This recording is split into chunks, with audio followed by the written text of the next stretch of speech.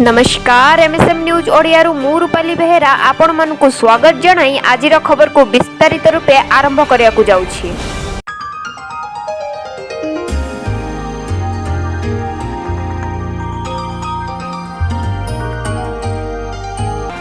आज देश पालुछि 78तम स्वाधीनता दिवस।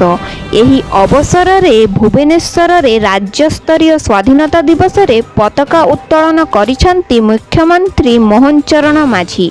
आज प्रथम थर पई मुख्यमंत्री भावे पताका उत्तोलन करिसेंती मोहन माझी। गांधी मार्ग रे पताका उत्तोलन करिबा सह से राज्यवासी को संबोधन करिसेंती। से कहिछंती भारतर स्वाधीनता संग्राम देशर अनन्य अध्याय। यह इंग्रेज मानक मूलदुआ दोहलाई देइथिला। देश एवं अमृत काल देई गति करुछि। देशर अर्थनीति द्रुत गति रे बढ़िछि। खूब शीघ्र देशर अर्थनीति 5 ट्रिलियन रे पहुँचिबो। 2047 सुधा भारत विश्व गुरु हेबो बोली मुख्यमंत्री मोहन चरण माझी कहिछंती।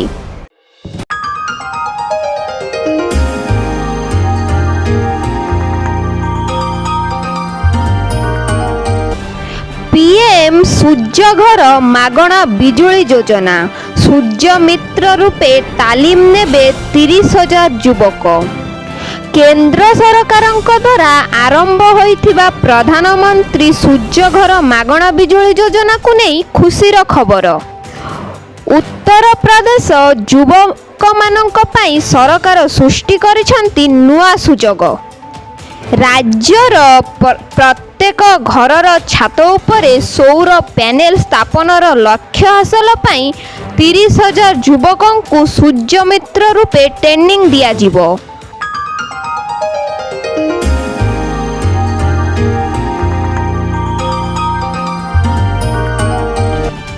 खोर्धा जिला प्रशासन तरफरु सुभद्रा योजना निर्मित परामर्श बैठक।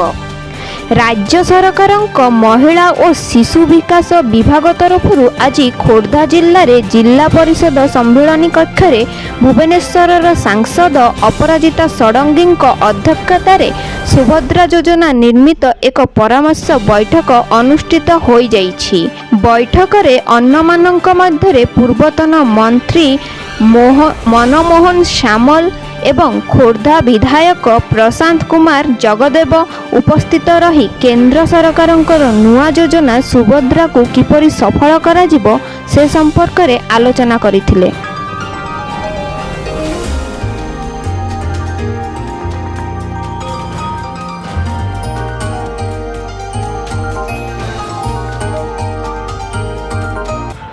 डाक्तर दुष्कर्म और हत्या मामलें तदंत करुछि सीबीआई। 3टी ग्रुप रे 25 अधिकारी कब्जारे मुख्य अभियुक्त। पश्चिमबंग राजधानी कोलकाता आरजीकर हॉस्पिटल रे महिला डाक्तरों को दुष्कर्म पर हत्या मामलें सीबीआई तदंत आरंभ कर सारी। सीबीआई रो अतिरिक्त निर्देशकों नेतृत्व में 25 सदस्य विशिष्ट टीम अगस्त 14 रु तदंत आरंभ करिथिबा बेले मामलार मुख्य अभियुक्तों को गिरफ करिछि।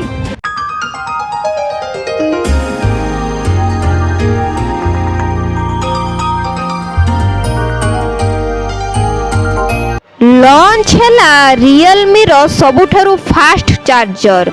5 मिनिट रे फुल चार्ज होबो फोन। रियलमी दुनियार सबुठारु फास्ट चार्जर लॉन्च करिछि। कंपनी दाबी करिछि जे एही चार्जर स्मार्टफोन को मात्र 5 मिनिट रु कम समय रे चार्ज करि परिबो। फास्ट चार्जिंग कैपेसिटी थिबा एही चार्जर को सुपरसोनिक ना दिया जाइछि। रियलमी रो एही चार्जिंग टेक्नोलॉजी स्मार्टफोन को 4 मिनिट 30 सेकेंड रे फुल चार्ज करि परिबो।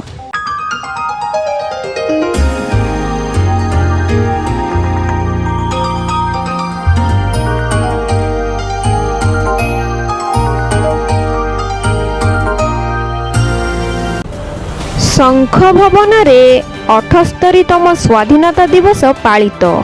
ବିଜେଡି ସୁପ୍ରିମ ନବୀନ ପଟ୍ଟନାୟକ ପତାକା ଉତ୍ତୋଳନ କରିବା ସହ ରାଜ୍ୟବାସୀଙ୍କୁ ଶୁଭେଚ୍ଛା ଓ ଅଭିନନ୍ଦନ ଜଣାଇଛନ୍ତି।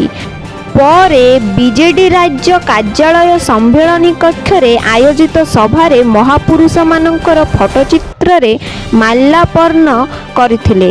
ଦେଶ ତଥା ରାଜ୍ୟର ଗୌରବ ବୃଦ୍ଧି ପାଇଁ କାମ କରିବାକୁ ପରାମର୍ଶ ଦେଇଥିଲେ ବିରୋଧୀ ଦଳର ନେତା ନବୀନ ପଟ୍ଟନାୟକ।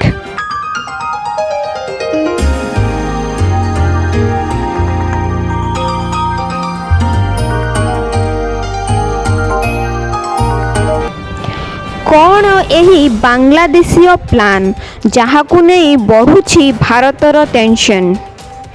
ବାଂଲାଦେଶରେ ଶେଖ୍ ହାସିନା ପ୍ରଧାନମନ୍ତ୍ରୀ ପଦରୁ ଇସ୍ତଫା ଦେବା ପରେ ଦୁଇଟି ମୌଳବାଦୀ ସଂଗଠନ ଅତ୍ୟନ୍ତ ଖୁସି।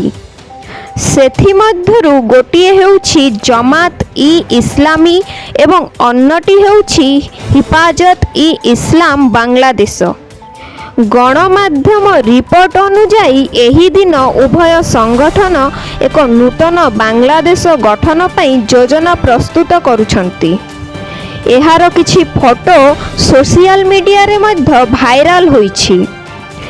ଏଥିରେ ପଶ୍ଚିମବଙ୍ଗ, ଝାଡ଼ଖଣ୍ଡ, ବିହାର ସମେତ ଭାରତର କିଛି ଅଂଶ ଅନ୍ତର୍ଭୁକ୍ତ।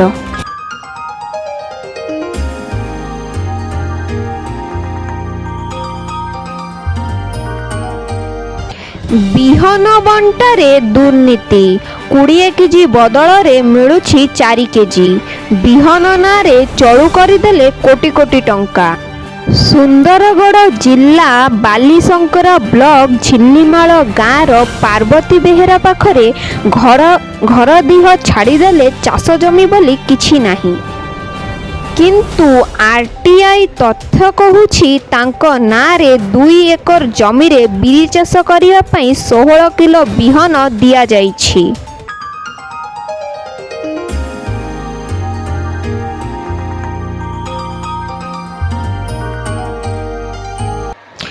ଆସନ୍ତା 24 ଘଣ୍ଟାରେ ଲଘୁଚାପ ସମ୍ଭାବନା।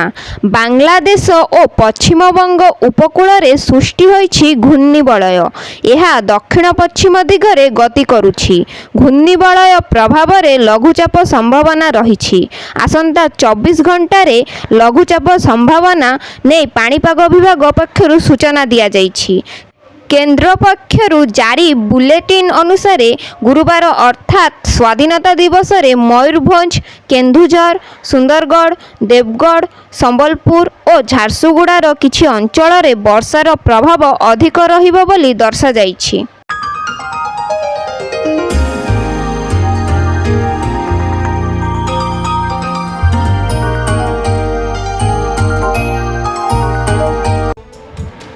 ଖେଳିବେନି ରୋହିତ କୋହଲି, ଅଧିନାୟକ ହେବେ ଶୁଭମନ ଗିଲ୍, ଫେରୁଛନ୍ତି ଇଶାନ କିଶାନ। ଦୁଲୀପ ଟ୍ରଫି 2024-25ର ପ୍ରଥମ ରାଉଣ୍ଡ ପାଇଁ ଦଳ ଘୋଷଣା କରିଛି BCCI। ଶୁଭମନ ଗିଲ୍, AR ଈଶ୍ୱରନ, ଋତୁରାଜ ଗାଇକୱାଡ଼ ଏବଂ ଶ୍ରେୟସ ଆୟରଙ୍କୁ ଟୁର୍ଣ୍ଣାମେଣ୍ଟର ଅଧିନାୟକ ଭାବେ ନିଯୁକ୍ତି କରାଯାଇଛି। ଦୁଲୀପ ଟ୍ରଫି 2024-25 ସେପ୍ଟେମ୍ବର 5ରୁ ଆରମ୍ଭ ହେବ। ଏହି ଟୁର୍ଣ୍ଣାମେଣ୍ଟ ଆନ୍ଧ୍ରପ୍ରଦେଶର ଅନନ୍ତପୁର ଏବଂ ବେଙ୍ଗାଲୁରୁର M ଚିନ୍ନାସ୍ୱାମୀ ଷ୍ଟାଡିୟମରେ ଖେଳାଯିବ।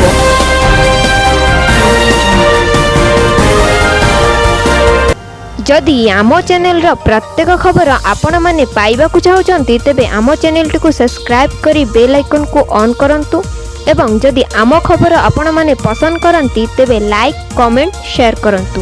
ଆଜିର ଖବରକୁ ଏଇଠି ରଖୁଛୁ। ନମସ୍କାର, ଜୟ ଜଗନ୍ନାଥ।